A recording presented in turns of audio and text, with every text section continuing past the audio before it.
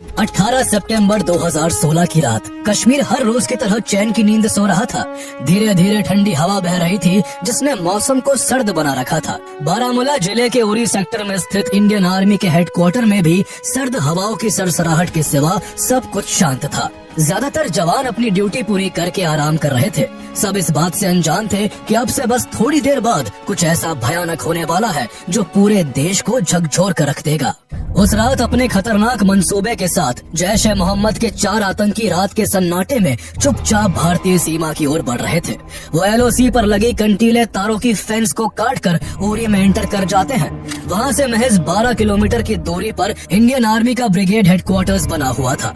चारों आतंकियों ने 12 किलोमीटर का यह रास्ता इतनी चालाकी से पार किया कि उनके घुसने की किसी को खबर तक नहीं लगी। ये चारों आतंकी AK-47 राइफल्स और ग्रेनेड से लैस थे, जिनका इरादा यहाँ भारतीय सैनिकों और उनके फ्यूल डंप में रखे सैकड़ों ऑयल बैरल्स को निशाना बनाकर भारी तबाही मचाने का था। आतंकियों ने हमले के लिए ये दिन भी काफी सोच समझ कर चुना था, क्योंकि उस दिन वहाँ बिहार रेजिमेंट और डोगरा रेजिमेंट दोनों की ही बटालियन मौजूद थी। दरअसल इस ब्रिगेड में तैनात रेजिमेंट पीर पंजाल की ऊंची चोटियों की सुरक्षा करती है, जिसे हर 2 साल में किसी दूसरी रेजिमेंट से बदल दिया जाता है। ऐसे में डोगरा रेजिमेंट की 10वीं बटालियन के 2 साल खत्म हो रहे थे और बिहार रेजिमेंट की 6ठी बटालियन उनकी जगह लेने आई हुई थी। नए जवानों को वहाँ के इलाकों की जानकारी और जरूरी ट्रेनिंग देने के लिए डोगरा रेजिमेंट के जवान भी कुछ और दिनों के लिए उनके साथ रुके हुए थे। इस वजह से वहाँ सैनिकों की संख्या बाकी दिनों से ज्यादा थी और इसलिए आतंकियों ने हमले के लिए ये दिन चुना था। सैनिकों की ज्यादा तादाद होने की वजह से बिहार रेजिमेंट के कुछ जवान टेम्पररी टेंट में सो रहे थे कि तभी सुबह 5:30 बजे आतंकियों ने उन पर ग्रेनेड्स और गोलियों की बौछार कर दी। केवल 3 मिनट में जवानों के टेंट पर 17 ग्रेनेड्स फेंककर यहाँ भयंकर आग लगा दी गई। कुछ ही समय में उसी आग में बुरी तरह झुलसकर 13 जवान शहीद हो गए। टेंट्स के पास जो फ्यूल स्टोरेज एरिया था, जहाँ 200 लीटर के सैकड़ों ऑयल बैरल्स रखे हुए थे, वहाँ भी आतंकियों ने एक ग्रेनेड फेंका, जिससे वहाँ एक जोर का धमाका हुआ और आग चारों तरफ फैल गई। तभी डोगरा रेजिमेंट के एक 19 साल के जवान की नजर उन चारों आतंकियों पर पड़ी। उन्हें देखते ही वो अकेले ही चारों आतंकियों से भिड़ गया और जल्द ही एक आतंकी को मौत के घाट उतार दिया। इस खूनी हलचल और आगजनी को देख और भी कई जवान वहां पहुंचे, जिन्होंने आतंकियों को निशाना बनाना शुरू कर दिया। अपनी जान बचाने के लिए आतंकी चारों तरफ फैले धुएं का फायदा उठाकर 2nd फ्लोर पर बनी बैरक में जाकर छुप गए। वहां भारतीय जवानों और आतंकियों के बीच लगभग 6 घंटे तक गोलीबारी हुई, जिसमें भारतीय जवानों ने बाकी बचे 3 आतंकियों को भी मार गिराया। इस पूरे हमले में जहां 18 सैनिकों ने अपनी जान गंवाई, तो वहीं करीब 30 जवान बुरी तरह से घायल हो गए थे। उरी में हुआ ये टेररिस्ट अटैक भारतीय सेना पर अब तक का सबसे बड़ा आतंकी हमला था। अपने 18 जवानों को खोने से पूरा देश सदमे और गुस्से में था। आतंकियों के पास मिले हथियार और GPS सेट साफ गवाही दे रहे थे कि आतंकी पाकिस्तान से आए थे। इसके बाद देश भर में आतंक और पाकिस्तान के खिलाफ ऑल आउट वॉर की मांग जोर पकड़ने लगी थी। इससे 8 महीने पहले 1 जनवरी 2016 को भी पठानकोट एयरबेस पर 6 आतंकियों ने ऐसा ही एक आत्मघाती हमला किया था, जिसमें 6 भारतीय सैनिकों को अपनी जान गंवानी पड़ी थी। एक ही साल में दो आतंकी हमलों से भारत सरकार को समझ आ चुका था कि आतंकियों को उन्हीं की भाषा में जवाब देना पड़ेगा। इसके बाद भारतीय सेना उरी अटैक के जवाब में एक ऐसी सर्जिकल स्ट्राइक को अंजाम देने वाली थी, जिसकी गूंज से पाकिस्तान और उसके आतंकियों के होश उड़ने वाले थे। इंडियन आर्मी इस बार वो करने जा रही थी जो इससे पहले कभी नहीं हुआ था। इस बार भारतीय सेना LOC को पार कर दुश्मन को उसके ही घर में घुसकर मौत के घाट उतारने वाली थी। सेना पर आतंकवादियों ने अब तक का सबसे बड़ा हमला किया है। 4 militants snuck up to the army base. Counteraction for terrorists have been eliminated as we salute the sacrifice of 17 soldiers who were martyred in the operations.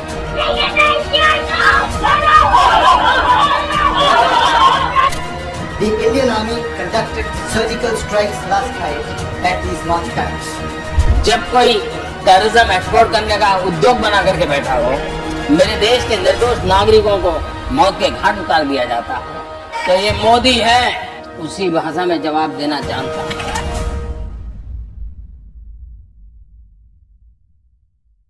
Uri में हुए इस आतंकी हमले और इसमें शहीद हुए 18 सैनिकों की खबर से भारत सरकार और भारतीय सेनाओं में हड़कंप मचा हुआ था।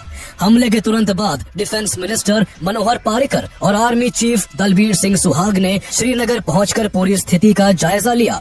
उस समय लेफ्टिनेंट जनरल सतीश दुआ कश्मीर कोर के कमांडर थे, इसलिए इस हमले की पूरी ब्रीफिंग उन्होंने ही डिफेंस मिनिस्टर को दी। सतीश दुआ इस हमले की वजह से बेहद आहत थे। वो चाहते थे कि सीमा पार से बार बार हो रहे इन आतंकी हमलों का जवाब सैन्य कार्रवाई से दिया जाए। इसलिए उन्होंने डिफेंस मिनिस्टर से कहा कि सर, अगर आप हाँ कह दे तो भारतीय फौज LOC को पार कर आतंकियों और उनके ठिकानों का वो हाल करेगी जो उन्होंने किसी बुरे सपने में भी नहीं सोचा होगा। डिफेंस मिनिस्टर मनोहर पारिकर हर पहलू को ध्यान में रखकर हर एक पॉसिबिलिटी के बारे में जानना चाहते थे।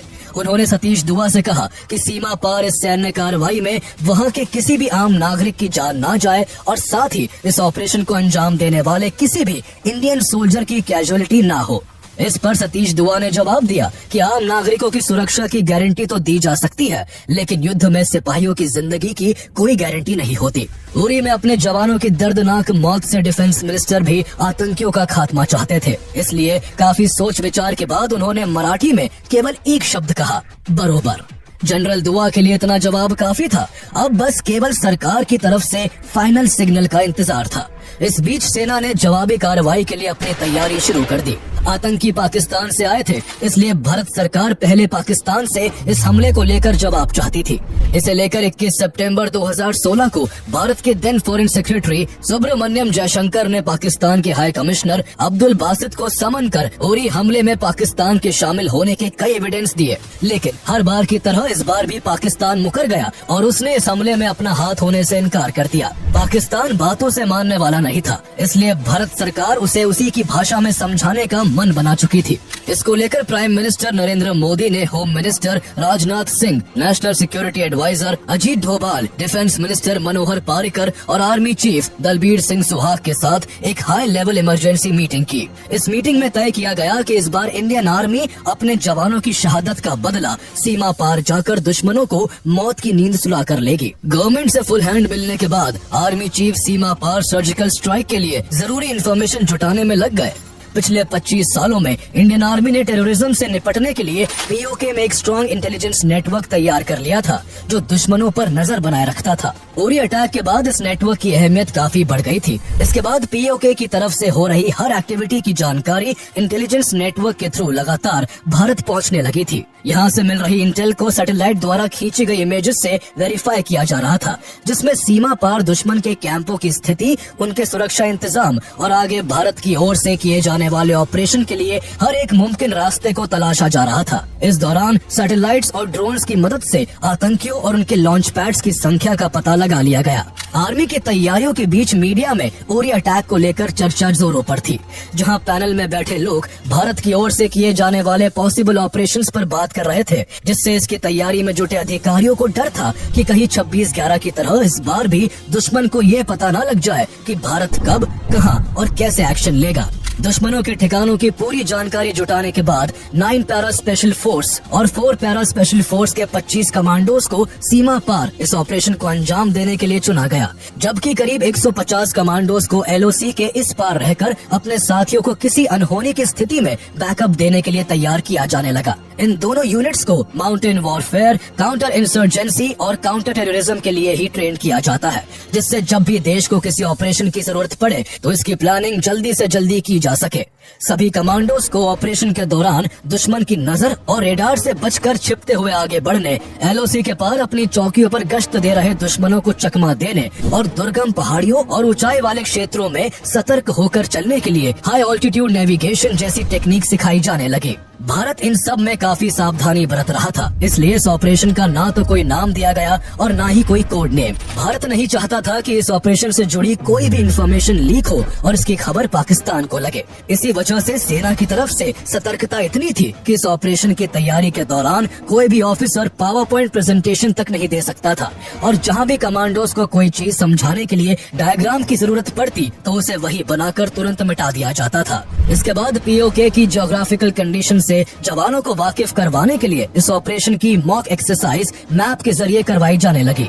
उरी अटैक के बाद केवल एक हफ्ते के अंदर भारतीय जवान दुश्मन को मुंह तोड़ जवाब देने के लिए तैयार थे। कमांडोज की सारी तैयारियां पूरी हो चुकी थी। उन्हें अब कार्रवाई करने के लिए केवल आदेश की जरूरत थी। आर्मी चीफ सही दिन के इंतजार में थे। उस दौरान यूएन के जनरल असेंबली का सेशन भी चल रहा था और फॉरेन मिनिस्टर सुषमा स्वराज 25 सितंबर को यहाँ स्पीच देने वाली थी। इसलिए सेना ने अपने ऑपरेशन को 3 दिन और होल्ड करने का फैसला किया। 26 सितंबर की रात सीमा पार करने के लिए मॉक ड्रिल की जाने लगी और जवानों को पीओके में मौजूद लॉन्च पैड्स को ध्यान में रखकर प्रिपेयर होने को कहा गया। ये लॉन्च पैड्स पीओके में वो आतंकी ठिकाने थे जहां से पाकिस्तान सैकड़ों आतंकवादियों को ट्रेन कर सालों से भारत पर हमले करवा रहा था। आतंकियों के इन लॉन्च पैड्स पर भारत की खुफिया एजेंसियां हफ्ते भर से नजर बनाए हुए थी। कुछ लॉन्च पैड्स एक दूसरे के करीब 500 मीटर की दूरी पर थे और पाकिस्तान की इंटेलिजेंस एजेंसी ISI और पाकिस्तान आर्मी द्वारा ऑपरेट किए जा रहे थे। सभी टीम अपने अपने कामों में जुटी हुई थी और इस दौरान ही उन्हें पता लगा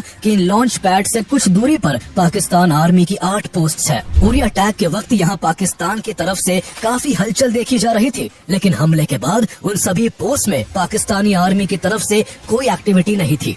इसलिए भारतीय सेना इन्हें फिर से एक्टिव होने से पहले ही यहाँ ऑपरेशन को अंजाम देना चाहती थी। कमांडोज द्वारा लगातार कई दिनों की जबरदस्त तैयारी के बाद आखिरकार 28 सितंबर का दिन आ गया। सर्जिकल स्ट्राइक के लिए 28 सितंबर की रात का वक्त चुना गया।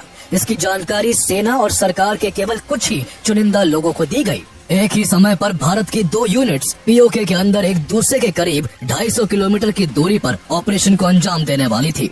इसलिए सभी कमांडोज को सबसे पहले हेलीकॉप्टर से LOC के पास पहुंचाया जाना था। इस ऑपरेशन के लिए पीओके के भिम्बर, केल, हॉट स्प्रिंग और लीपा में सिचुएटेड 7 लॉन्च पैड्स की निशानदेही की गई थी, जो LOC से लगभग 3 किलोमीटर की दूरी पर थे। पीओके के अंदर दाखिल होते ही दोनों यूनिट्स को 3 से 4 टीमों में डिवाइड होकर इन टारगेट्स तक पहुंचना था। ऑपरेशन से पहले कुछ रिकॉनिसेंस पार्टीज को उन जगहों की रेकी के लिए आगे भेजा गया, जिनका काम ऑपरेशन को अंजाम देने वाली दोनों यूनिट्स को आगे के खतरों से अवेयर करवाकर उन्हें सुरक्षित रास्ता प्रोवाइड करना था। ऐसे में इन पार्टीज को लग रहा था कि उन्हें रात के वक्त लौटने के आदेश दे दिए जाएंगे, लेकिन ऑपरेशन के शुरू होने के बाद उन्हें मेन टीम के साथ मर्ज कर आगे बढ़ने का आदेश दिया गया।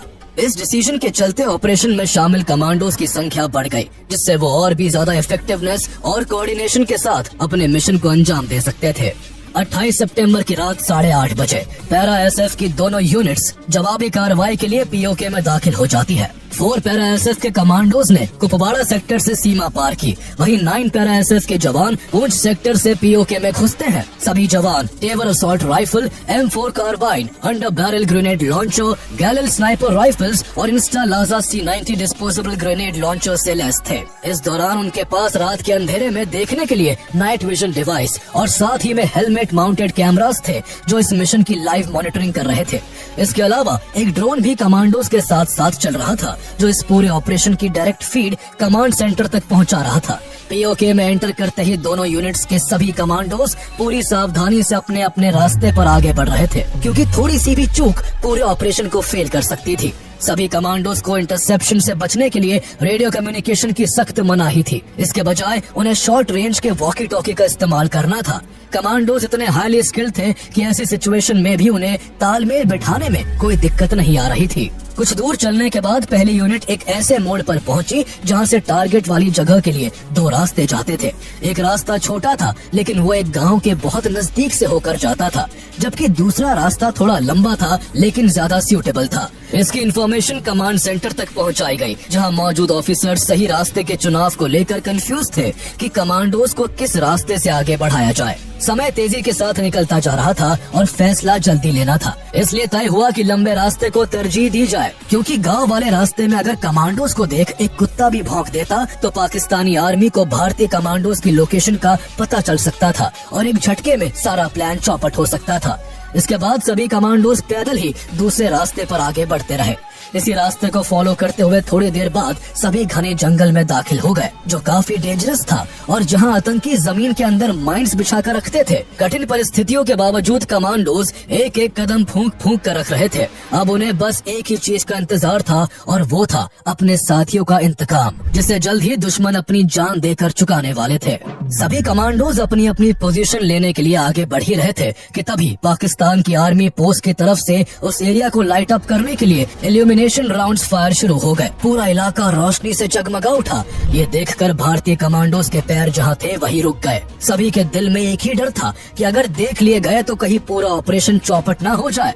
ऐसी सिचुएशन में उन्हें तुरंत ऑपरेशन की शुरुआत करनी पड़ती, जिसके लिए वो अभी सही पोजीशन में नहीं थे। दरअसल ये पाकिस्तान की तरफ से एक रूटीन राउंड्स फायरिंग थी, जिसे हर रात दोहराया जाता था ताकि वो रात के वक्त अपने दुश्मनों की ओर से होने वाली किसी भी एक्टिविटी को पहले से भांप सके। कुछ देर के इंतजार के बाद अचानक पाकिस्तान की ओर से ये इल्यूमिनेशन राउंड्स फायरिंग रुक गई, लेकिन यूनिट कमांडर ने सेफ्टी को इंश्योर करने के लिए 20 मिनट और इंतजार करने का निर्णय लिया। इसके बाद पहली यूनिट 2 हिस्सों में बंटकर अपने अपने टारगेट की ओर बढ़ने लगी। रात के घने अंधेरे में भी उनके हौसले 7वें आसमान पर थे और दिल में देश के लिए कुछ बड़ा कर गुजरने की तमन्ना थी। सभी कमांडोज पेट के बल रेंगते हुए दुश्मन के लॉन्च पैड के करीब आ गए थे।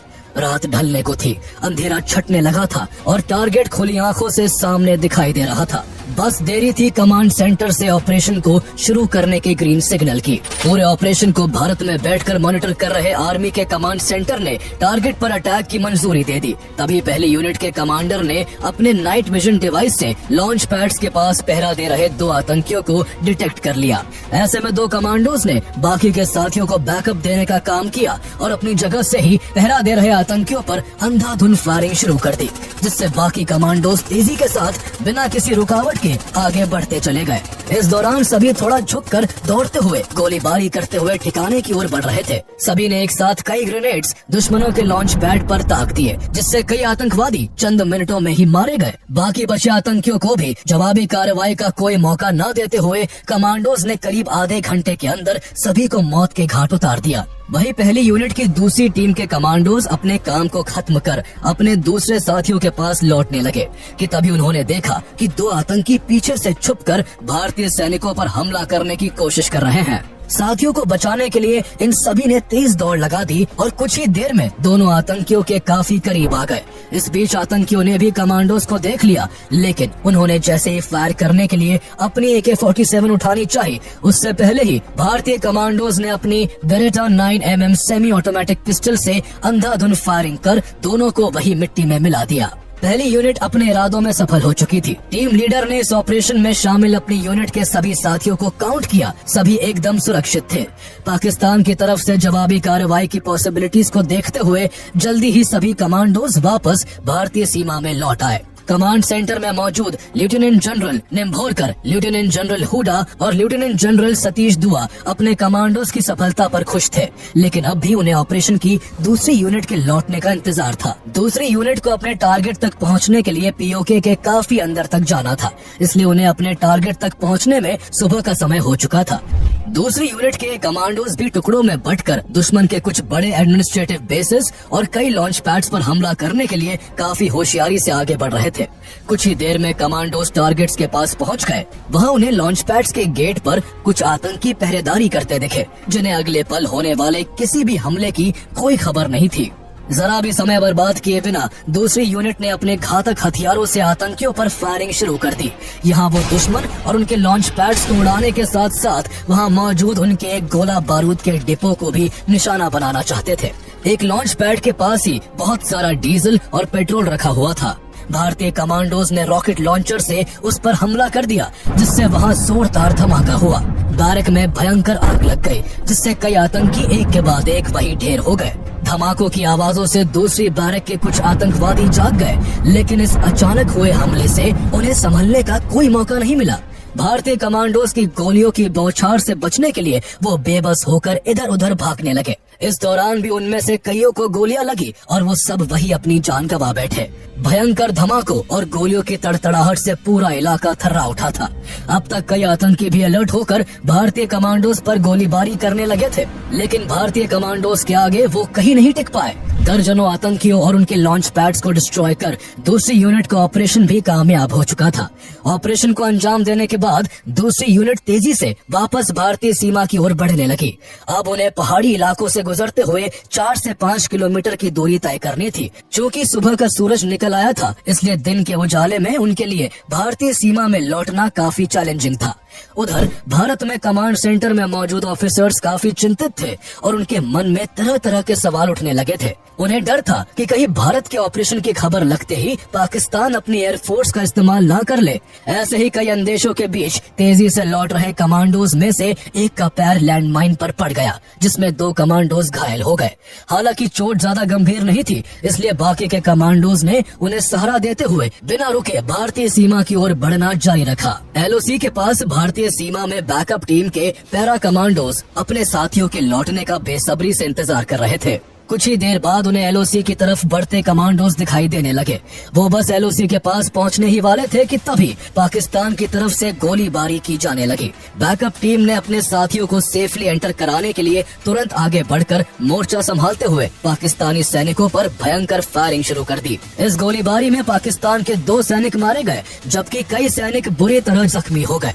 भारतीय कमांडोज के इस दमदार एक्शन के चलते बाकी पाकिस्तानी सैनिक भी उल्टे पांव लौटने को मजबूर हो गए। इससे दूसरी यूनिट भी भारतीय सीमा में सुरक्षित लौटने में सफल रही।